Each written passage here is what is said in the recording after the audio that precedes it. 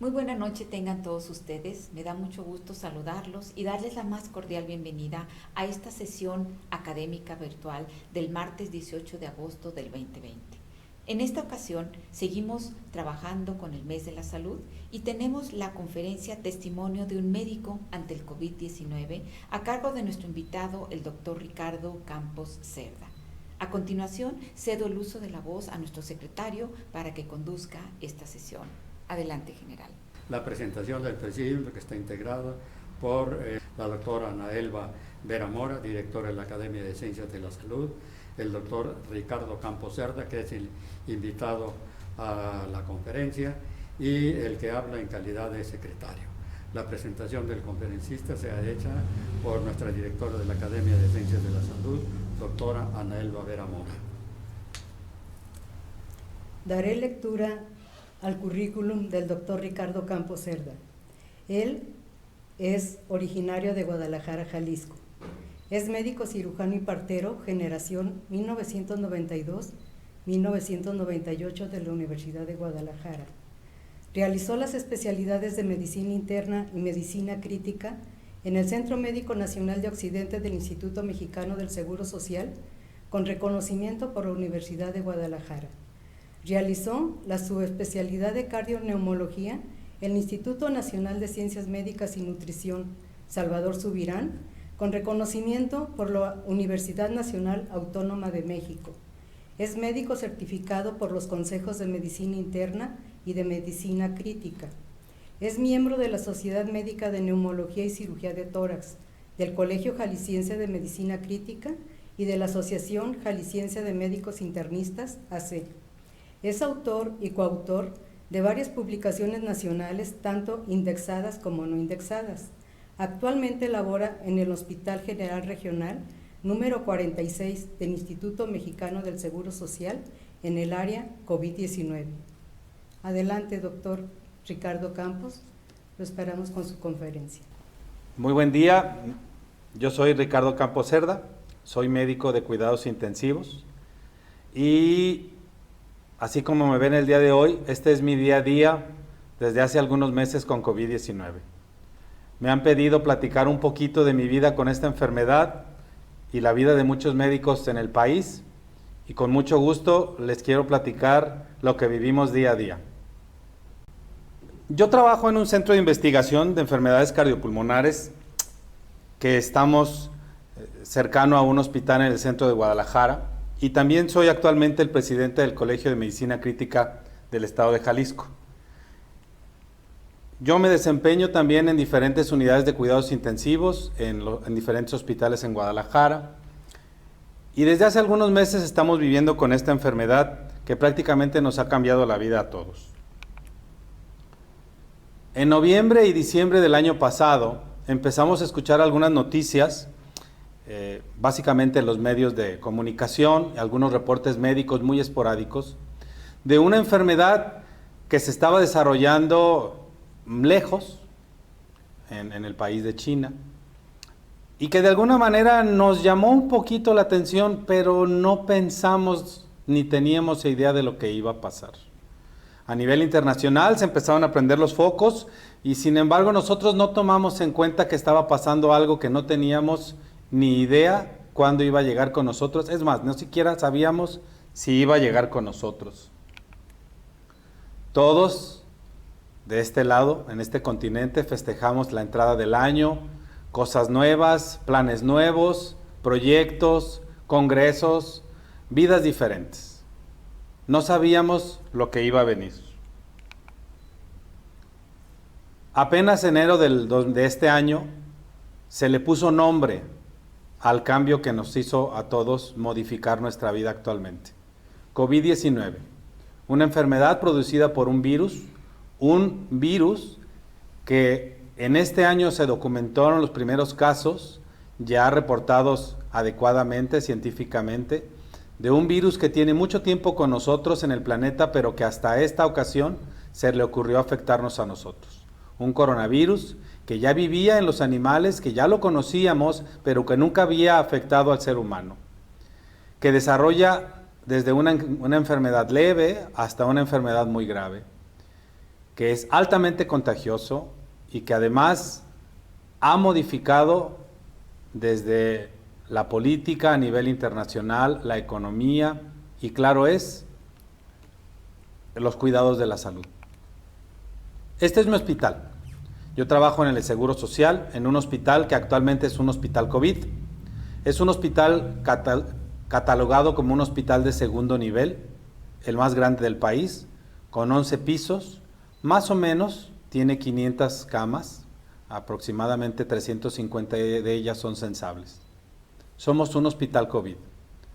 Yo trabajo en la unidad de cuidados intensivos de este hospital COVID, una unidad de cuidados intensivos COVID.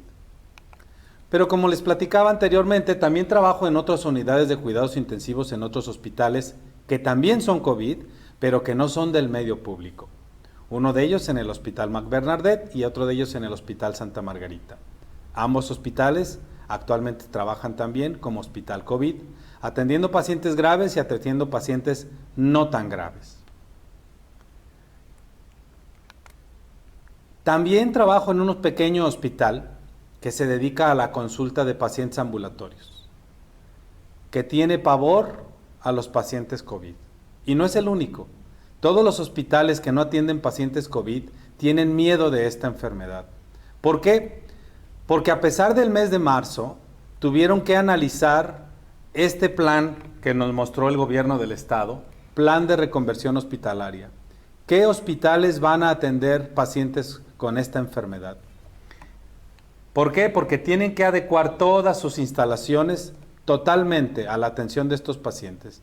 Pero esto no nada más implica gastos de compra de equipo o compra de material, sino que implica un profundo cambio en la forma de trabajar de los distribuidores, del hospital, de las formas de ingreso, del personal, de las salidas de los hospitales, de la consulta externa, en fin, de todas las áreas y todos los departamentos de este funcionar de estos hospitales.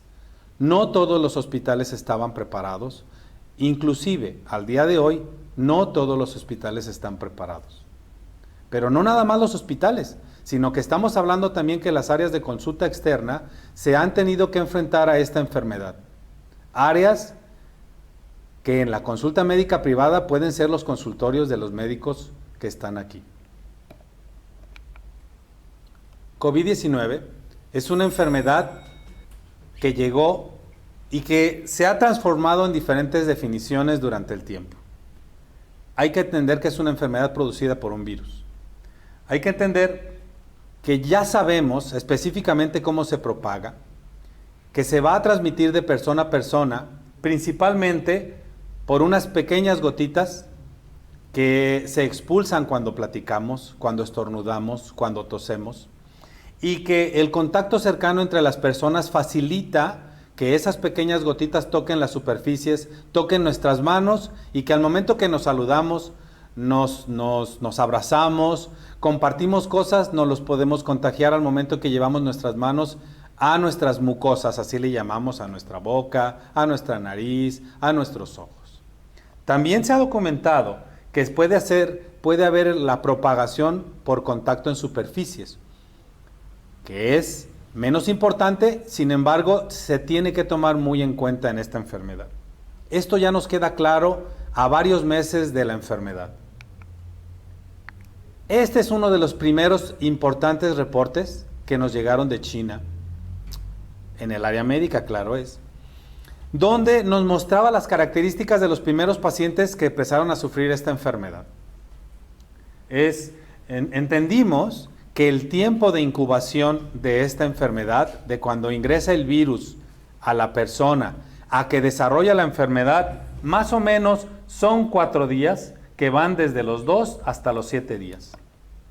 Similar a lo que pasa con otros coronavirus que ya conocíamos y que habíamos padecido más o menos desde hace 10 años.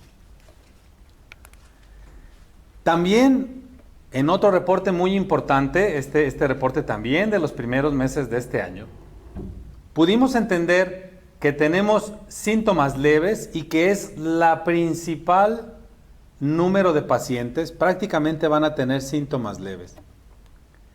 que va a haber síntomas con gravedad en el 14% de los pacientes aproximadamente, y esto va a variar dependiendo de la población que estemos estudiando, pero en general es un promedio que actualmente todavía se sigue aceptando, y que vamos a tener enfermos críticos que rondan entre el 3 y el 5%. De repente, cuando uno analiza los números fríos, puede pensar que el 5% o el 3% o el 2% es algo muy pequeño. Cuando volvemos a ver estos números en China, pues nos podemos dar cuenta que el 80% de los enfermos prácticamente van a estar en casa, van a tener una vida diaria normal y van a portar esta enfermedad. Nosotros los médicos decimos que esta enfermedad entra por la puerta de nuestra casa. Y muchas veces va a entrar porque ni siquiera tenemos la conciencia de que llega a nuestra casa. En el 15% de los casos va a estar en el hospital. Un paciente que va a llegar con dificultad respiratoria, con disminución de la oxigenación y con una serie de síntomas y signos que ya han sido ampliamente descritos en todos los medios de comunicación a nivel nacional y a nivel internacional. Y lo que más nos preocupa es ese 3 al 5% que van a llegar muy graves, que van a requerir muchos costos en el sistema de salud, que van a requerir muchos costos para las familias y que desgraciadamente van a contar en el número de defunciones. Esto nos asusta. Nuestros adultos mayores son cerca del 20% de la mortalidad total de la enfermedad. Y esto es muy importante. ¿Por qué? Porque si somos así de exigentes con los números, estamos calculando que de los mayores de 60 años, más o menos 1 de cada 5, 1 de cada 8 va a fallecer. En nuestro país, ya tenemos una gran cantidad de personas mayores de 60 años. Y muchos de esos pacientes de 60 años, de 70 años, todavía son económicamente productivos, en la última fase de la producción. Todavía sostienen familias.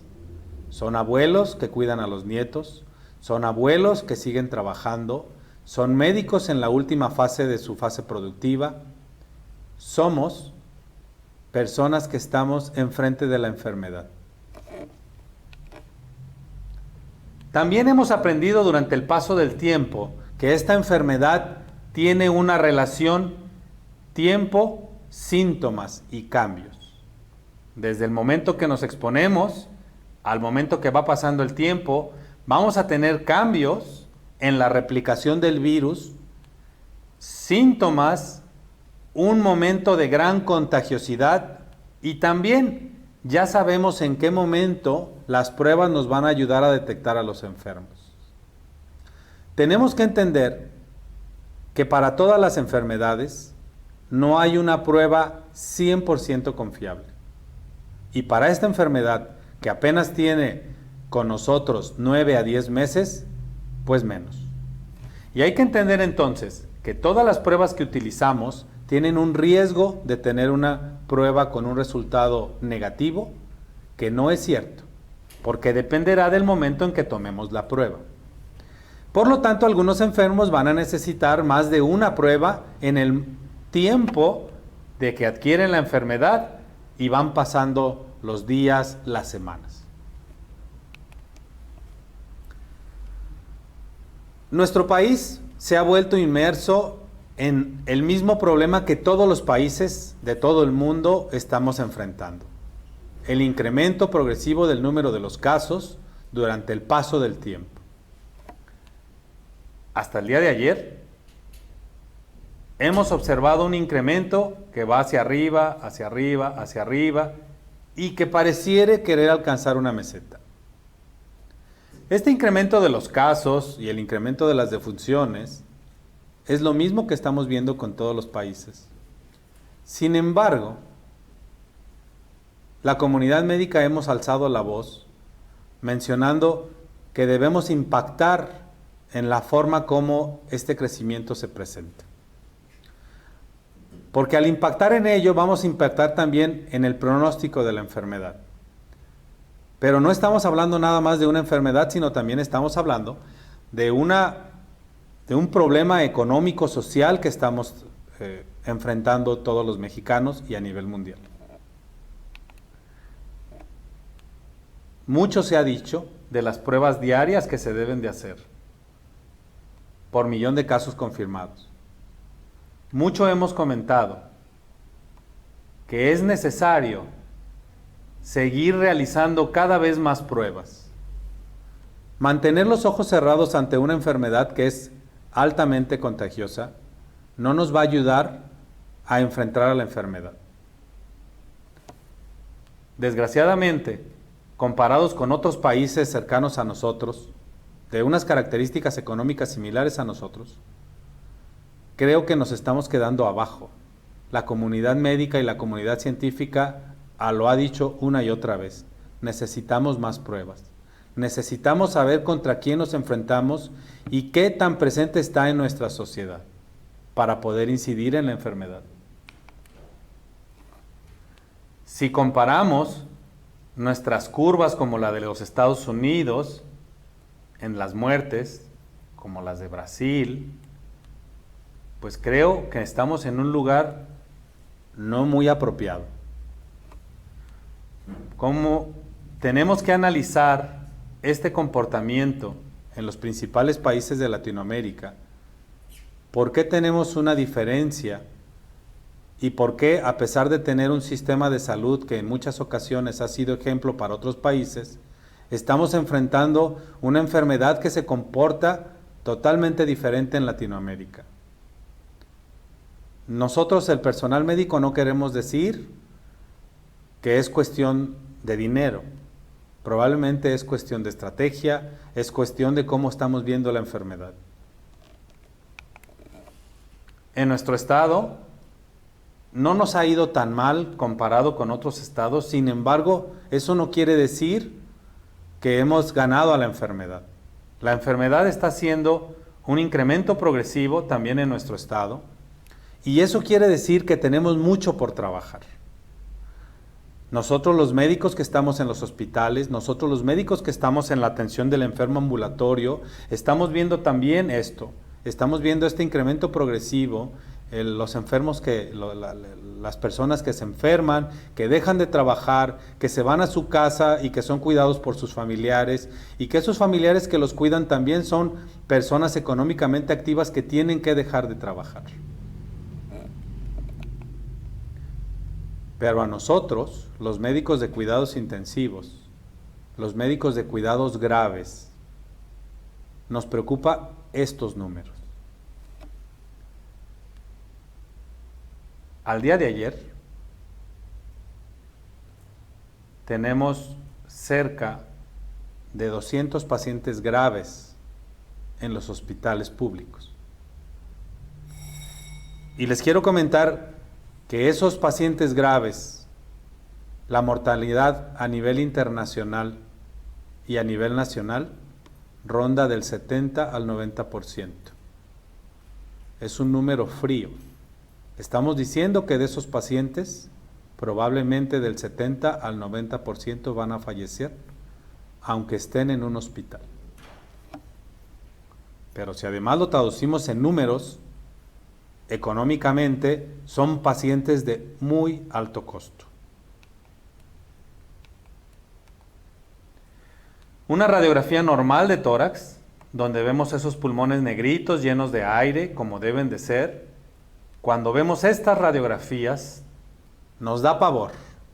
Un paciente que llega al consultorio, un paciente que llega al área de urgencias, con mucha falta de aire, con esta radiografía, y nosotros rápidamente encendemos una luz roja en el servicio, ya fuera en la consulta, ya sea en urgencias, ya sea en hospitalización. Hacemos estudios más especializados como esta tomografía, donde todo debería de ser de este color oscurito y la tomografía es totalmente blanca. Estamos enfrentando una enfermedad que es implacable, que tiene como primer punto afectar las vías respiratorias. Por eso el síntoma de falta de aire, como de los principales que se han documentado en todos los sistemas de comunicación, para decirle al público en general que tenga mucho cuidado cuando esta enfermedad tiene falta de aire. Nosotros en la unidad de cuidados intensivos tenemos estos pacientes que requieren un aparato respirador artificial y que requieren maniobras como respirar boca abajo conectado a una máquina para tratar de frenar esta enfermedad, tratar de permitirle a los pulmones que se recuperen. ¿Es totalmente efectiva? No. Recordemos que estos enfermos son los enfermos de cuidados intensivos, que tristemente tienen una mortalidad alta.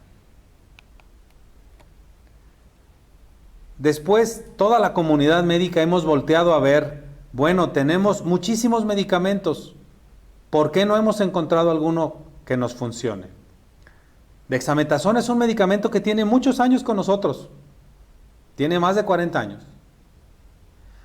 Y es un medicamento que se ha utilizado en muchas enfermedades. Este medicamento, hasta el momento, es de los pocos medicamentos que en los pacientes realmente graves que se utiliza dexametasona, hay una diferencia en el tiempo de ventilación mecánica. Pero vean, este medicamento solo ha probado ser efectivo en pacientes graves que tienen ventilación mecánica o que tienen altos requerimientos de oxígeno. Si es un paciente que se encuentra en la consulta, que se encuentra en su casa, tal vez este medicamento no es para él. En este momento existen estudios clínicos controlados, científicamente adecuados, en proceso para ver si este medicamento nos va a ayudar en esas personas de casa. Pero si recordamos que los pacientes graves solo son del 3 al 5%, entonces estamos hablando que tenemos un fármaco que tiene potencial de ayudar solo en el 3 al 5% de los pacientes.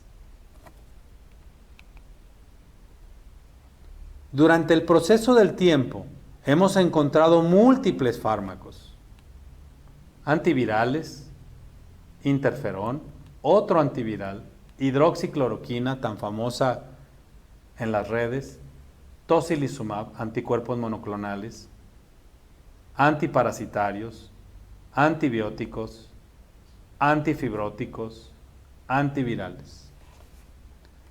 Los médicos lo hemos intentado. Se han hecho ensayos clínicos controlados, científicamente apropiados para saber si estos medicamentos funcionan. Esta es nuestra realidad al día de hoy. No funciona, no funciona. Creemos que funciona. No funciona, no funciona. Esta es nuestra realidad. La comunidad médica está desesperada en encontrar un fármaco que nos pueda ayudar. Un fármaco que podamos utilizar desde el primer día de la enfermedad. Un fármaco que le podamos dar a la población en general para decirle no te preocupes, todo va a salir adelante. No lo tenemos. Al día de hoy estamos haciendo todo el esfuerzo por tenerlo. Sin embargo, tenemos mucho trabajo por hacer. Tristemente, existen muchas opiniones encontradas, porque los médicos queremos hacer algo. Queremos encontrar un fármaco que le ayude a mis pacientes, que le ayude a mis familiares, que me ayude a mí. Hemos puesto nuestro esfuerzo en las vacunas, porque finalmente es un virus y ya sabemos cómo se producen las vacunas y ya sabemos cómo se trabajan. Y miren, tenemos muy buenas noticias. Prácticamente a la semana pasada, todas estas vacunas van en camino, inclusive ya escucharon en las redes algunas vacunas de algunos países, Rusia, China.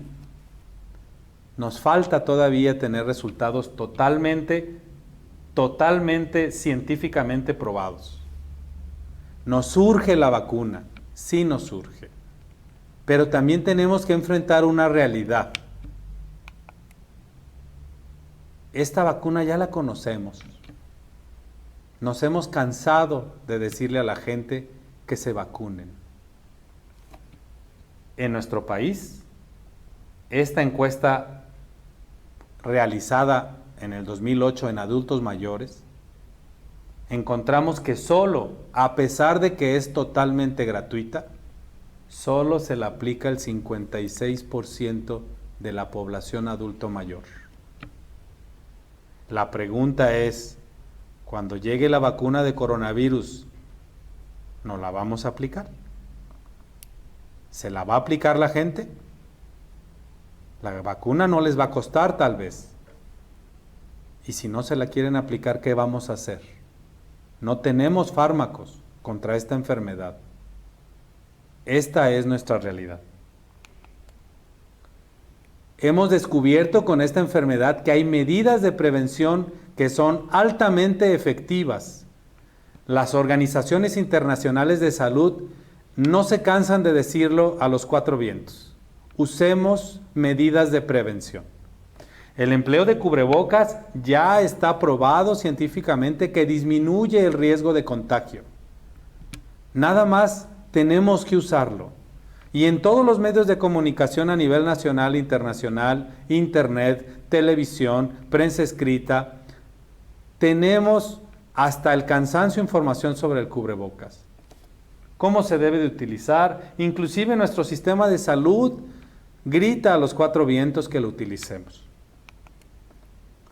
De repente después salió que si el virus era demasiado pequeño y que un cubrebocas convencional no funcionaba, ¿para qué tanto cacareo? Si el virus tiene este tamaño de partícula y los cubrebocas N95 ni siquiera pueden frenar el tamaño de la partícula, ¿para qué los usamos? Y la comunidad médica nuevamente dijo, no teman. Úsenlos, porque ya está demostrado que si una persona tiene COVID y no lo usa, y una persona que no tiene se expone, tiene un 70% de probabilidades de adquirir la enfermedad. Pero cuando los dos se ponen cubrebocas, no N95, estamos teniendo una probabilidad de contagio muy baja. O sea que si yo tengo COVID-19 y me pongo mi cubrebocas responsablemente, y las personas que están cercanas a mí tienen su cubrebocas, el riesgo baja. Qué sencillo, hay que utilizarlo. No es tan difícil. El personal de salud nos hemos enfrentado no nada más a una enfermedad. Nos hemos enfrentado a un cambio de logística total. Nuevos equipos para el trabajo diario, que pueden ser de este tipo, pueden ser de este tipo. Las organizaciones internacionales nos han dicho que pueden funcionar, utilizados adecuadamente y apropiadamente, que tienen diferentes propósitos y que nosotros, el personal de salud, hemos entendido que los tenemos que usar.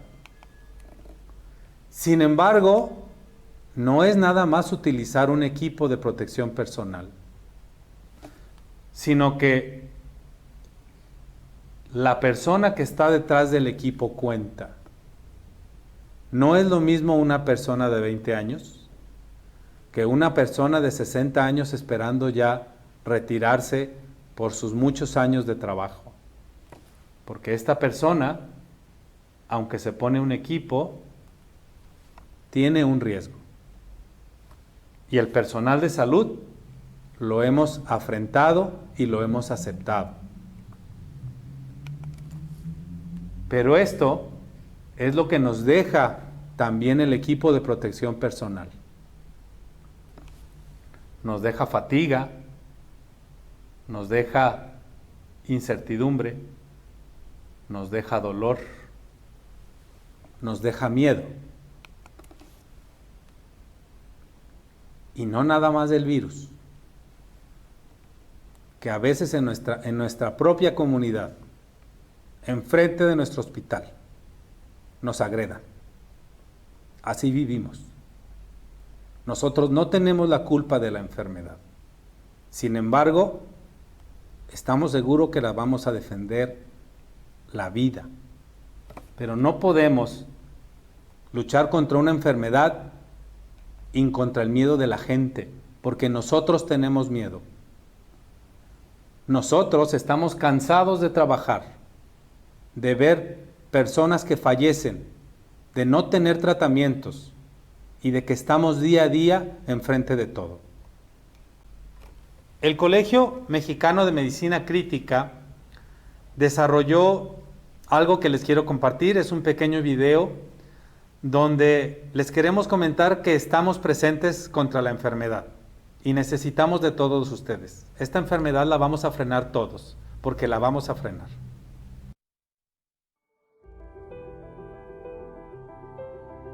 En estos tiempos difíciles, donde vivimos los estragos causados por COVID-19, el equipo de salud de las terapias intensivas estamos haciendo nuestra parte. Cuidando de ti, de los tuyos. Pero a nosotros, ¿quién nos cuida? no somos héroes. No queremos ser víctimas. Queremos salir adelante y evitar más pérdida de vidas humanas. más dolor. Nosotros también tenemos miedo a enfermar, a morir. Pero seguimos de pie, luchando. Tenemos un compromiso contigo y con México. No bajemos la guardia. Trabajemos en conjunto, cada quien lo que nos toca. Recuerda que debes continuar con las medidas de higiene de manos. Usar cubrebocas. Salir solo a lo necesario. Y recuerda, cuidándote tú, nos cuidas a todos.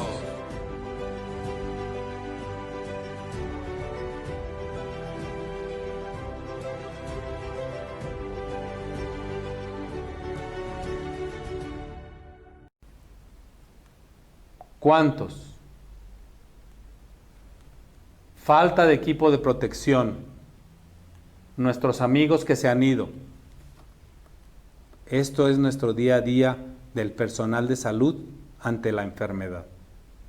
COVID-19 no es nada más una enfermedad viral que necesita una medicina. Es un cambio de vida para todos nosotros. Todos nosotros hemos tenido que cambiar nuestra vida.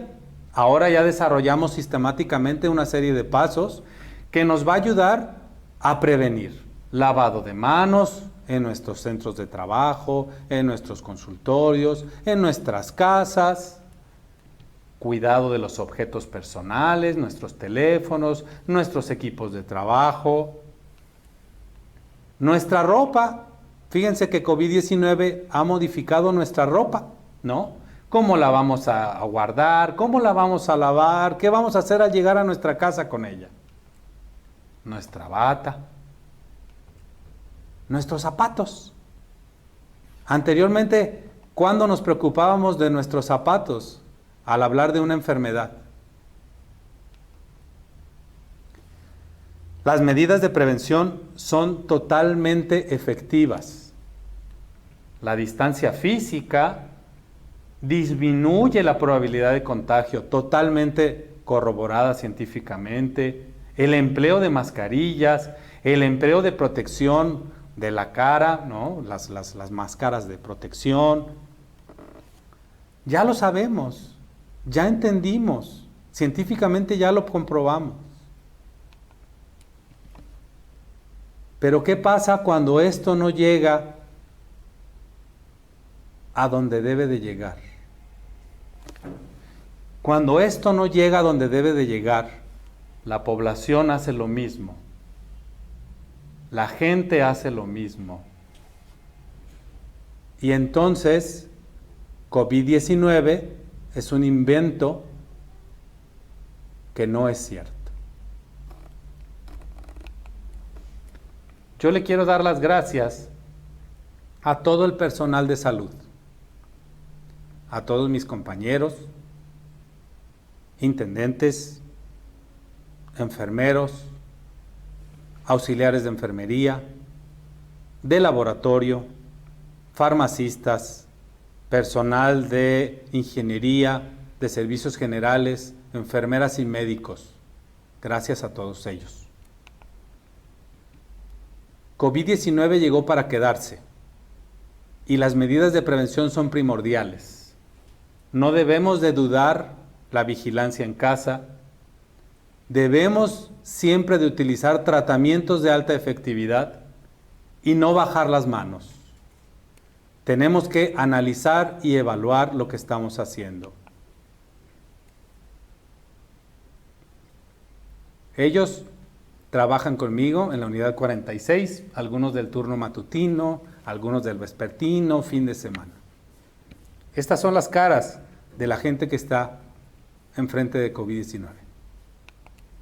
Gracias. Muchas gracias, doctor Ricardo Campos Cerda, por esta impactante conferencia que nos acaba de dar. Reciba usted el agradecimiento, el respeto, la admiración de esta sociedad benemérita de Geografía y Estadística por la labor tan importante que están haciendo en la salud de Jalisco, de México. No tiene manera de comparar esa dedicación que le han dado ustedes precisamente a este momento tan complicado en el que estamos viviendo. Escucharlo a usted realmente nos cimbró a cada uno de nosotros. Y no podemos más que darle las gracias infinitas por el esfuerzo, el trabajo que están haciendo. Muchas gracias por estar aquí presente, muchas gracias por permitirnos saber cómo la están viviendo tan difícil ustedes. Gracias por estar aquí con nosotros, por compartir estas experiencias. Estamos a sus órdenes en lo que pueda nuestra sociedad hacer por ayudarlos a ustedes. Cuenten con nosotros siempre. Muchísimas gracias de nueva cuenta. No podré dejar de darles las gracias siempre. En este momento damos por concluida esta sesión del martes 18 de agosto, esperándolos el martes 25, precisamente para terminar nuestro mes de la salud, con la conferencia Tanatología en tiempos del COVID-19 a cargo de la licenciada en Psicología Lourdes de la Vega Armas. También quiero darle las gracias a la doctora Ana Elba Vera Mora, quien es la directora de la Academia de Ciencias de la Salud, por el trabajo tan impactante que han realizado ustedes, dándonos a conocer cuál es la situación verdadera que estamos viviendo en Jalisco. Muchas gracias, que tengan muy buena noche.